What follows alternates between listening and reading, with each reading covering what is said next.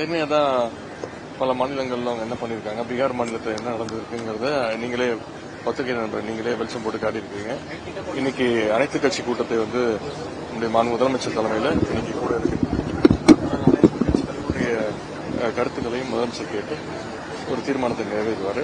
குறிப்பாக தான் எங்கெங்க தேர்தல் நடக்குதோ அங்கெல்லாம் அவங்களுக்கு ஒன்றிய பாஜக அரசுக்கு எது சாதகமாக இருக்கோ அது மட்டும் வச்சுக்கிட்டு அவங்களுக்கு பாதகமாக இருக்கக்கூடிய வாக்குகளை எல்லாம் நீக்குகின்ற அந்த பணிகளை வெளிப்படையாகவே அவங்க ஈடுபட்டு இருக்காங்க. இதற்கு நம்ம எதிர்ப்பு தெரிவிச்சிருக்கிறோம். தொடர்ந்து தமிழ்நாட்டில் அவங்களுக்கு வெல்லுவதற்கான வாய்ப்பு கடந்த பல வருடங்களாக பாஜகவுக்கு அந்த வாய்ப்பு கிடைக்கிறது இல்லை. மக்கள் அந்த வாய்ப்பு அவங்களுக்கு கொடுக்கறது இல்லை. இன்னும் இதுல எப்படியாவது அந்த இதை பயன்படுத்தியாவது அவங்க வெற்றி பெறணும் அப்படின்னு முயற்சியில் ஈடுபட்டிருக்காங்க. அதுதான் எங்களுடைய கருத்து.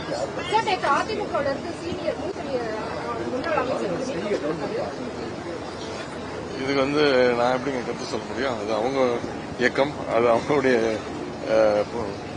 பொதுச் செயலர். நான் என்ன சொல்லியிருக்கிறேன், எதிர்கட்சி தலைவர் திரு எடப்பாடி பழனிசாமி அவர்கள் தான் இதுக்கு தான் சொன்னேன். அவர் தான் இனிமே நிரந்தர பொதுச் செயலர் தான் இருக்கணும் அப்படிங்கிறதுக்கு இதுதான் நான் சொன்னதுதான் காரணம்.